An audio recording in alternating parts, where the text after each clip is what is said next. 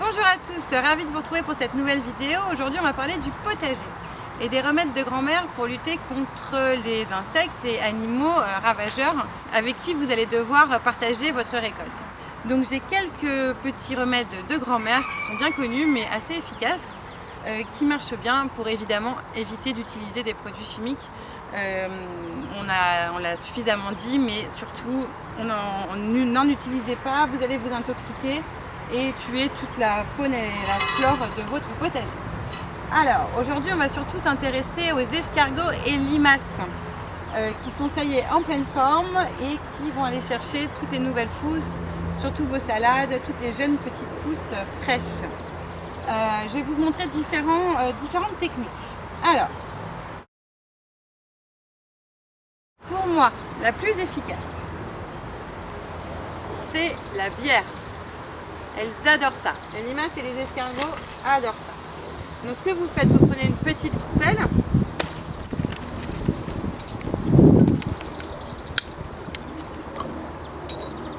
On met de la bière dedans. Et on la met donc, cette coupelle, à proximité des légumes qui vont être le plus ravagés par ces animaux-là. En général, c'est quand même les salades, par exemple.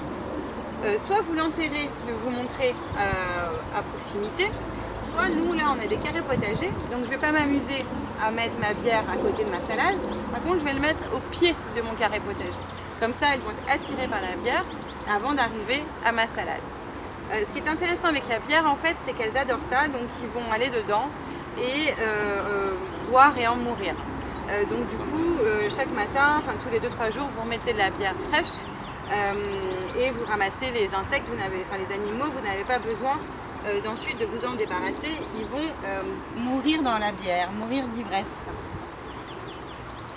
Donc la technique c'est soit de l'enterrer un petit peu dans votre terre, et moi je trouve un petit peu dommage de les faire venir jusque là, donc le mieux c'est de la placer un peu à l'extérieur, voilà.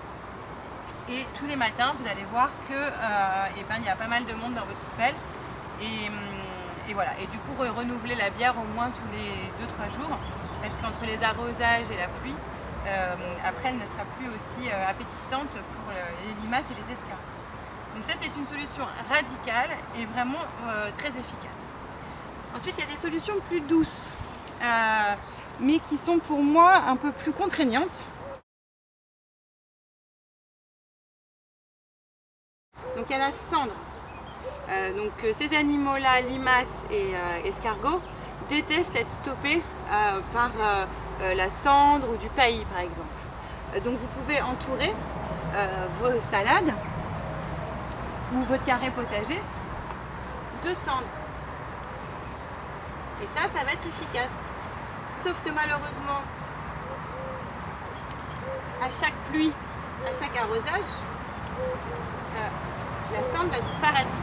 Donc du coup c'est quelque chose qu'il faut faire très très souvent, donc beaucoup plus contraignant que la bière. Par contre du coup vous n'allez pas les tuer, vous allez juste les repousser. Voilà. Mais voilà, dites-vous qu'à chaque arrosage votre cendre va s'intégrer à la terre et ne sera plus efficace.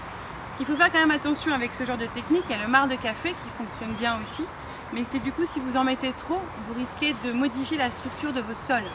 Et ça c'est pas bon non plus.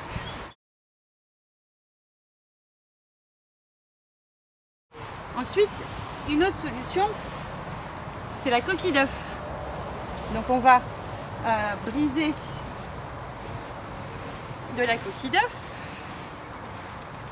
et toujours pareil, la répandre comme la cendre au pied des légumes qu'on veut protéger, fruits et légumes qu'on veut protéger. Alors ce qui est intéressant par rapport à la cendre, c'est que ça va durer un peu plus longtemps que la cendre, mais par contre il va quand même falloir en rajouter régulièrement. Bon, ce qui est mieux avec la coquille d'œuf, c'est que ça va moins modifier la structure de votre sol que du marc de café ou de la cendre. Donc vous prenez vos coquilles d'œuf, il ne faut pas en faire de la poudre, hein, surtout il faut que ça soit dérangeant et tranchant. Et comme on a fait avec la cendre, soit vous le mettez si vous avez un carré autour de votre carré ou autour de vos légumes à protéger. Donc ça, c'est répulsif.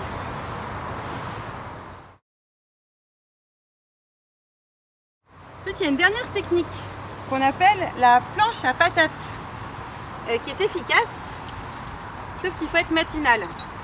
C'est-à-dire que ça ne va pas les tuer, ça va les attirer.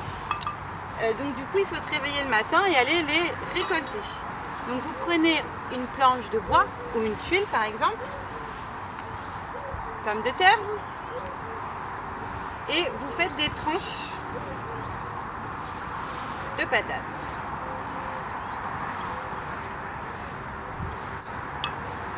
Qu'on va placer sous cette tuile.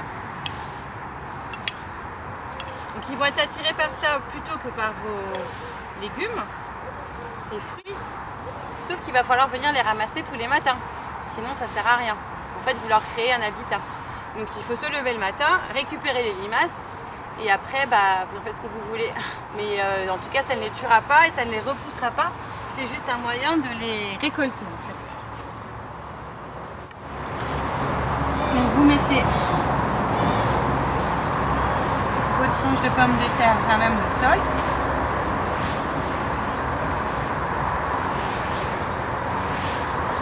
Votre tuile par-dessus. Et c'est tout. Et par contre, voilà, il faut se réveiller le matin et aller venir les chercher. Sinon, ça ne sert pas à grand chose.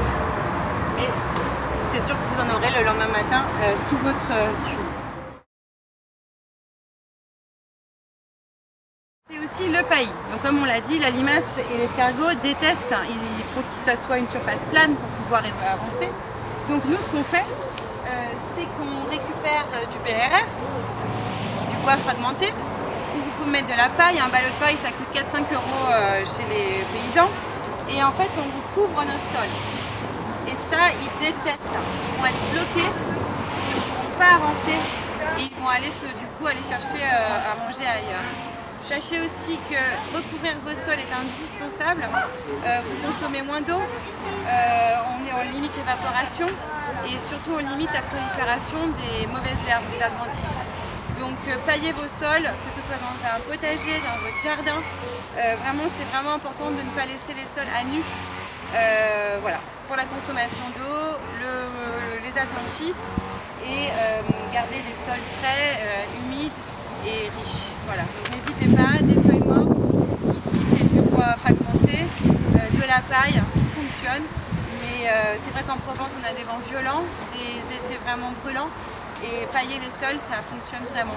Voilà, très bonne journée, merci à vous.